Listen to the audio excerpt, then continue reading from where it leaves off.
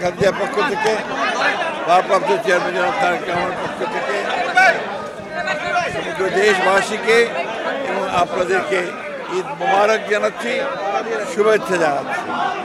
আমাদের বরাবরই দাবি ছিল যে আমরা ডিসেম্বরের মধ্যে এই নির্বাচন চেয়েছিলাম, জনগণের প্রত্যাশাও তাই ছিল।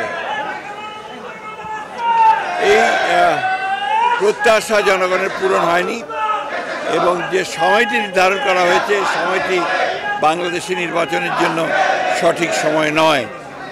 এখানে আপনার যে প্রচণ্ড গরম, ঝড় বৃষ্টি হওয়ার আশঙ্কা থাকে ওই সময়, তারপরে রোজার পরেই হ্যাঁ পাবলিক পরীক্ষা আছে, সুতরাং এই সময়টা খুব চিন্তা করে দেওয়া হয়েছে বলে আমাদের কাছে মনে হয় না।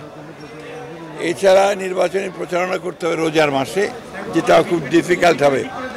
আমরা এই যে মন্তব্য, আমাদের যে রিমার্কস, সেটা আমরা আমাদের স্ট্যান্ডিং কমিটি তারা কালকে রাত্রেই সিদ্ধান্ত নিয়ে আলোচনা করে মতামত জানিয়েছেন। আমরা মনে করি যে ডিসেম্বরেই নির্বাচন হওয়া সম্ভব এবং সেটাই জাতির জন্যে সবচেয়ে উপযোগী হবে।